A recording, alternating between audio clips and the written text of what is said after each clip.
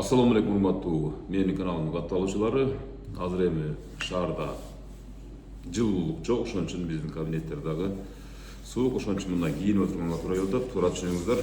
Себеп дегенде үстүңү чечип койбойсуңбу, мындай тигиндей деген комментарийлерден оолак болуу үчүн айтып коюп атам да. Урматтуу көрүүчүлөр, мен азыр биз жакшы кабарды жакшыны жакшы деш керек. Мисалы үчүнчү дагы бөлүшүп коеюн деп атам. Бул албетте ошол Жеңиш Шермаматович. Жеңиш Шермаматович чынын айтканда, мисалы мен эч кандай менен байланышым жок. Аны мен шаардын мэри катары тааныбайм, а так чын-чынына келгенде жанынан ысык мамиледе, же болбосо ал мени Өмүрзак, ал мени Жеңиш мырза деп, мен аны Жеңиш мырза деп тааныбаймын. Бирок сырттан карап туруп мен ар бир жасаган кадамына баа берген журналисттердин катарындамын. Кече бир ушундай бир блогерлер бир жумадан бери мисалы азыркы заманбап технологиянын өнүккөн заманында эмне үчүн мисалы кол менен мисалы будай себеп жүрөт, талаада мисалы үчүн жөө жүрөт, тигиндей мындай деген сөздөрдү аябай көп айтышып атат да, мен ушуга карап тура албадым чынын айтканда. Мисалы үчүн талаада чыгып алып туруп өзүн пиар кылып атат дейт, башка кылып атат дейт. Ар бир структуранын жетекчиси өзүнүн атмосферасында же болбосо өзүнүн тармагында каалагандай иш кыла берсин. Ага эч ким запрет кылган жок, ага эч ким жолтоо кылган жок. Каалагандай өзүңөрдүн жумушуңарды жасагыла. Кааласаңар камерага тартпай жасагыла, кааласаңар камера менен чогуу жашагыла. Бул эч кимге бир зыяны, пайдадан башка зыяны жок чынын айткандачы. Кээ бирлер чындыгында мисалы эч кимге мактанбай, сактанбай эле, көрүнбөй этпей эле ишти кылгандар бар. Бул дагы өзүнчө бир менеджерлик тыныкмасы. Ал эми бул Жеңиш Шермаматович деген бул ушул камераны ээрчитип жүрүп, ар бир нерсенин баардыгын көрсөтүп аткандыгы бул балким ушул кийинки муундарга сабак болсун иретте тартып аткандыр. Бунун дагы бир өзүнчө бир пайдалуу жактары бар да. Мисалы үчүн мэриянын өзүнүн кою болсун, өзүнүн тоогу болсун, өзүнүн үрөнү болсун, өзүнүн чарбасы болсун деген сөзгө мен абдан кошулам да чын-чынына келгенде. Буга чейин эми Советтер Союз мезгилинде бул планка иштеп чыгылса керек эле, бирок 30 жылдан бери мамлекетти тоногондордун арасында ушул Ош шаарынын чарбачылыгын дагы, чарбасын дагы, ушул мэриясынын чарбасын дагы жеп койгондор бар да, азыр кымырайып, мымыйып, мыйыгынан күлүп отургандар бар. Мисалы үчүнчү деги эле 30 жылда мисалы үчүн эмне үчүн 30 жылда ушул өлкөнү башкаргандар мисалы үчүн бүт бардыгы бай. Эч бири кедей эмес. Эч бири кедей эмес. Кечирип койсун, мисалы ушул азыркы аксакалдар, ошол мезгилдерде депутат болгондор, ошол мезгилде чиновник болгондор, эч бири кедей эмес. Бардыгы жегендер. Шаардын ортосунан үйлөрдү алышып, шаардын ортосунан жерлерди алышып, участкалары 5 сотук, 10 сотук эмес, гектарлаган жерлерди алгандар. Ошол мезгилде ушинтип иш кылса болот беле? Ушул мамлекеттин жалпы скелетин деп коеюн, сактап калса калгандар туура, ага маселе жок. Мамлекеттүүлүктүн түптөлүшүнө, фундаменттин салынышына салымдарын кошкону ал талашсыз. Бирок мамлекет андан ары өнүктүрүп кете алган жок да. Талап тонуп, мамлекеттин жөнү сөйлөкөтү калган. Ошол мезгилде легендарлуу парламенттин депутаттары болгонбуз деп мактанып атышат, биз мындай болгонбуз, тиңдей болгонбуз. Ошол сүйлөп аткандардын бардыгы мисалы үчүн Кыргызстанды жеп ичкендер. Чынын айтайын. Буга мисалы бул ачуу чындык, бирок ушундай сөз айтканда ар бири ичинен аттин кылса керек, эгерде ыйманы болсо, ынсабы болсочу. Мына ошого окшогон мэрлерди, мына ошого окшогон жетекчилерди, мисалы үчүн мен жогоруда мисалы Ош шаарын айтып атам, мисалы үчүн дагы башка шаарлардын, Базар Коргон шаарынын мэрлерин айтып атам, мисалы үчүн алкап, жалкап бири-бирибизди колдосок эле иштин баары жакшы болот. Анан жөн эле бияктан баягы дивандык эксперт болуп отура бербестенчи, анан бирөөгө сын айтыш абдан оңой. Муну мындай кылып аптыр, анан тиңдей кылып аптыр депчи. Мамлекеттин башында мисалы ушунчалык баягы элине ишенип, өзүнө ишенип башкарып аткан журт башчыларына биз мындай кайра сын айтып, же болбосо ал жериң мындай экен, тиги жериң мындай экен дегендин ордуна биз аларга кайрадан мисалы колдоп коштошубуз керекпи дейм да, бирок албетте сын керек, сөзсүз сын керек. Көрбөй калат, укпай калат, байкабай басып алат, байкабай сүйлөп алат дегендей, мына ошондой нерселерди биз мындай айтып турганыбыз оң болот. Мисалы үчүн азыр мен сиздерге алдына видео коюп беремин. Жеңишбек Шермаматовичтин талаа түздөгү чам басып өтүгү менен жүргөн абалын сиздерге көрсөтүп берейин. Бул эми башкаларга сабак болсун иретте. Мисалы үчүн мен бул нерсени туура түшүнөм. Албетте анын будай эге турган технологиясы бар. Өзүңүздөр көрүңүздөр, техника бар, башка бар. болгондо бул баягы ата бабалардын салты деп, мисалы үчүн биз салтты унутпашыбыз керек, ата бабаларды унутпашыбыз керек. Ошолордун салтын мисалы көргөзүп коеюн дегендер экен. Мурда мисалы техникалык өнүкпөгөн заманда, жетишпеген заманда кол менен эле чачып жакшынакай кылып туруп ушундай берекелүү эгинди алып жүргөн ата бабаларыбызга да чоң рахмат, таазим этебиз. Азыр эми техниканын заманы, буга чейин бир айрым бир журналисттер, блогерлер жазыптыр. Эми техниканын өнүккөн заманында мындай кылса болбойбу, тигиндей кылса болбойбу депчи. Салтты баштап берди, анан техника улантып кетти. Ошол урматтуу көрүүчүлөр, жакшылап баам салып байкап туруңуздар. Дарыланганбы? Кол менен эле жебесе. Ооба. Неметтиңер, салдыңар бияка? Болду. Все болду. Кол менен аз баштайбызбы? Кол менен себеп берейин кегиле, аксакалдар. Я. Ооба, бисмиллахиррахманиррахим. Ооба. Ömrümde bolğan эмес берияда биринчи жолу болуп атат. Ооба. Кудай кааласа буудайыбыз ушул гек. Ооба, мына кара топурак да жакшы экен. Карачы, мына кара топурак экен мына. Эмени, ооба. Бул бир эле жамгыр жаасы сонун болуп калат. Кудай кааласа бир гектарынан 2 центтен алабызбы? 2 центтен болуп калганда ошондо 2 тонна болуп калабы? Ооба, келиңиз. Кана сиз баштап бериңиз, бисмилла деп. Ана мен себеп берейин. Кана, келиңиз ооба. Бисмилла, ушул жерден жакшы түшүмдүүлүк болсун, Ооба, жакшы. Аксакалдар. Ооба, келиңиз. Бериң, ооба, бериң.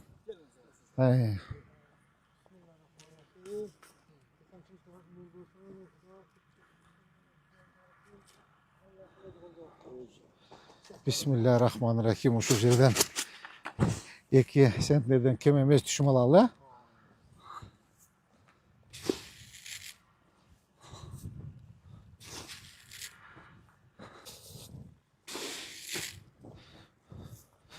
Молар бар дарыланган бекен? Эмне деген? Я. Дарыланган даяр, Сапкіле.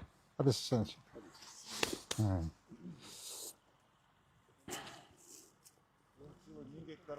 Кудай кааласа.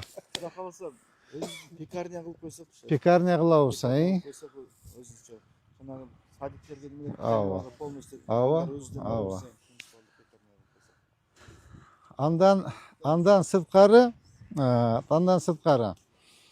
Адеш Ашанович, мондай кылыш керек. Жылбек Жанбаевич, мондай кылышыбыз керек да. Кудай кааласа, биздин өзүбүздүн мэриянынчы чарбасы дагы болуш керек да. Мен койчунун баласымын. Атам өмүр бою колхоздун коюн бакты да. Биз чарбаны жакшы түшүнөм менчи. Кой, мал, жылкы, тоок дегендер болуш керек. Ал эч качан ашык дөөлөт баш чарбайт. Ошон үчүн мен ойлоп атам, бир башталышына бир 200-300 баш кой, бир тоок кылып коюшубуз керек. Тоок да аябай пайдалуу. Жумурткасын сатабыз. Ушундай оокаттар жасаш керек да. Мейранын өзүнүн подсобный хозяйствосы болот. Ооба, мейранын өзүнүн подсобный хозяйствосы болот. Кудай кааласа, эмки жылда мына быйыл күздөн баштап мына теплицалар боюнча жумуш катуу болуп атат. Мына жаңы теплица келди, Кореядан куруп атабыз, Эми кийинки жылдан баштап, уже мына бүгүнкү күндөн баштап ушуларды бүт караш керекпиз. Мен сизге Адеш Ашаевич тапшырма берген, эсиңиздеби? Сөзсүз Ак Бура деген сууну куюш керек. Мына эмне деген суу агып чыгып кетти? Ал эч кандай бир расходтун кереги жок. Бир аппарат алабыз, коебуз, фильтрлейбиз, сатабыз. Бишкектен алып келип чыгабыз. Жанагы Легенда деген 5 литрдик суулар барго, ошол Кыргызстан боюнча ташылып атат. Обычно эле ушундай биздин Ак Буранын эле суусу. Бир аз фильтрден өткөрөбүз. 3 литрлик, 5 литрлик, 1 литрлик баклажкаларга коебуз, сатабыз. Ана эмне деген акча? Сууну куюшубуз керек. Өзүбүздүн подсобный хозяйство болуш керек. Эми жылкы менен уй бир аз эмерээк болуп калат. Ал кыйыныраак болуп калат. Кыйын. тоок менен койду кылсак сөзсүз болот. Ушуну жасайлык балдар, макулбу? Муну катуураак аракет кылга. Адеше сиз чогуу. Кудай кааласа берки ФПСтин жери боюнча 2000 гектар жер боюнча биз эмеге кат жазайлык, өкмөткө сунуш берели. Ушул маселени чечип бериңиз деп. Кудай кааласа эмки жылдан баштап уже жерди эметип бекер эле ар ким иштетип атпайбы? Андан көрө өзүбүз мэрия иштетип, айыл өкмөттөр иштетсе өздөрүнө өзүн багышат. Доктор шеткенде күндөр болбошун. Амин. Тынччылык болсун. Амин. Жакшылыктар да бололу. Амин. Аман болгула, тынч болгула, мэр жакшы көрөт. Амин. Ушуга силерге да рахмат. Амин. Амин. Аллаху экбер.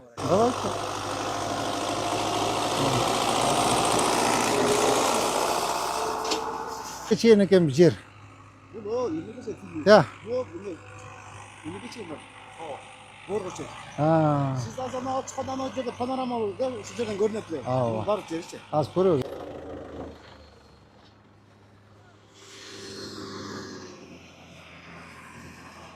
Hana.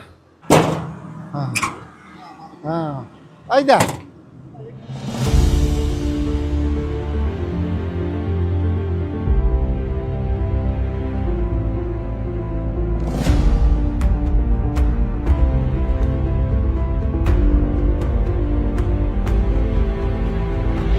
Traktör jakşı. Жақсы құдайға шүкір. Remont жасап койдуңар, а? Жақсы. Аялыңыздан жақсы қарап Жақшы, мына жақшы қараш керек. Ертең Құдай қаласа айлық қылып берем сіздергече. Сіздерге жаңы жылдан деділе ғой, аға чейіні жасап берем. Моғын тігіп бүткілі. Шашпай, жақшына қылып айда келем, ақыл ғой, шашпай. Жақшы айдел болса шықпай қалады. Жана жұмшабай қалады да жерче. Будайдың тамыры терең кетпей қалады. Мен түші олайын. Рахмат, молодец ұлым, қатыра бергілі. Ақша айлықтан қыжылат болбоғыла, ертеге еметкеннен кейін мен тігімен байланышып берем немеңерді. Айлыңар, мақыл бұл? Моғынычы, біраз тереңірек айдаш керек, біраз тереңірек. Түсіндің бі? Тереңірек бош керек. Қара мұнаке? Хотя бір 25 сантиметр. Мен тракторист балаға айттым. Тереңірек айдаш керек. Бұлчы, егер жер қатты болып қалса, будай өспей қалады. Ал тамыр терең кетіш керек та. Түсіндің бі? Ошон біраз тереңірек айдаш керек.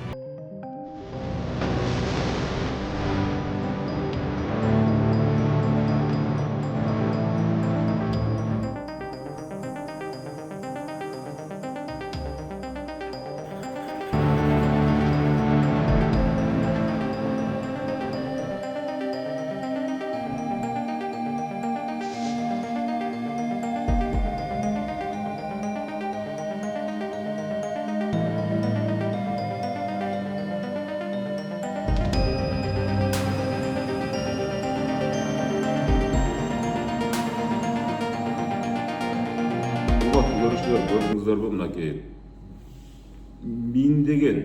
миңдеген гектарлаган жерлерибиз мисалы Ош калаасында, Чүй калаасында баардык аймактарда бош жатат. Ошол жерди мисалы мамлекеттен ушу акчаны бюджеттин көбөйүшүн, ушу акчаны талап кылып отура бербей, альтернатива издеп, мисалы ушундай талап түздөрдү иштетсек, бул ошол жергиликтүү бюджеттин баягы казынасынын кампайышына чоң салым го. Дагы бир сөзүн уктуңуздар, урматтуу көрүүчүлөр. Ак буранын суун сатабыз дейт. Ак буранын суусун мен ушуга да таң калдым, мисалы үчүн.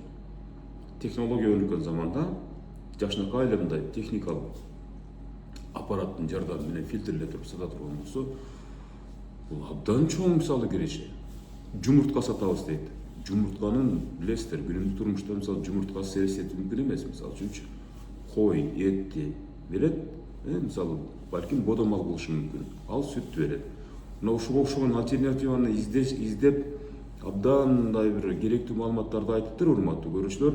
Бул нерсени мисалы үчүн мэрия эмес. Ак буранын суусун мэрия менчиктештирип алган жок. Мисалы үчүн сиз деле ушул нерсени жасап сатсаңыз болот. Биз деле ушул нерсени жасап ушундай өнүктүрсөк болот. Мисалы азыр мамлекет башчылары жеке ишкерге колдоону абдан болушунча көрсөтүп жаткан учурда ушуга окшогон нерселерди жасасак болот. бул майда деп маани бербеген жаңылык болушу мүмкүн бирөөлөр үчүнчү. Мисалы алар мындай темпте же болбосо мындай жаңылыктарды укпашы мүмкүн. Бирок мына ушул нерсени көрүп, угуп, кийинки муун менимче абдан бир ушунчалык келечектүү, энергиялык, чоң атмосфераны багынткан бир муундарга толобузго деп ойлойм да, чынын айткандачы. Ошон үчүн мына ошол жаңылыктарды көбүрөөк жайылтышыбыз керек да. Шайлоодо эле бири-биринин өтүгүн аңдып, бири-биринин калпагын аңдып эле жүрө бербейчи. Шайлоо бул мыйзам ченемдүү көрүнүш, ал өтөт, кетет. Ар бир адам өзүнүн насибесин алат, өзүнү депутат болуп иштегиси келгендер Кудай насип кылса иштеп да берет дегендей. Бирок азыр ойлобой калам, мурдагыдай кылып туруп баягы өзүмдүн жеке ишкерлигимди, жеке кызыкчылыгымды коргоп барам депчи. Азыркы депутат болуш абдан кыйын. Азыркы учурда депутат болуш үчүн ал үчүн ошончолук билим керек, ошончолук акыл керек. Акчанын кереги жок азырчы. Азыр эмне деп депутат болосуң? Башты иштетсең анан депутат болосуң. Азыр мисалы үчүн бирөө жарым спонсор болуп мектеп салам деген заман эмес. Бирөө жарым менен эптеп алака түзүп кнопка басып отуруп ушул мезгилде өткөзө берем деген заман эмес. Депутатка татыптуу эмессиңби? Дароо сени эл кайра чакырып алат. Мына ушундай мыйзам, урматтуу көрүүчүлөр. Ошон үчүн мына ошого инсандарды тандап алышыбыз керек. Депутат эмес, мен дагы бир нерсени айтып коеюн. Элге кызмат кылыш үчүн сөзсүз эле барып депутат болуш керек эмес да. Азыр мынакей жаңы чыгып аткан депутаттарды көрүп атасыздар, мен мындай кылам, анан тиминдей кылам, биз түзө бербейбизби буга чейин деле ошол ачык коомду, таза коомду түзө бербейбизби буга чейин делечи. Өзүңчө мисалы мамлекеттик кызматта иштейсиңби же болбосо ишкер болосуңбу түзө бер. Да, ооба, депутат болуп чоң ыйык трибунадан кашкарган чындыкты айтып туруп, ал мезгилде алган өзүнчө керектүү нерсе, ал нерсе дагычы. Бирок чын-чынына келгенде мына ошого окшогон жаңылыктарды, элдин колдоосуна ээ болгон жетекчилерди, анан Кудай буйрса мына шайлоодо татыктуу деп, таза, пакиза деп коет го, ошондой адамдарды шайлап алып иштей бере турган болсо, Кудай буйрса өлкөбүз абдан келечектүү, урматтуу көрүүчүлөр. Абдан келечектүү. Биз Кудайга шүгүр жашап атабыз. Бизден да мыкты жашасын келечек муунчу. Бизден да өтүп жашасын мынакей балдардын, ар бирибиз балдардын мына келечегин карап туралы.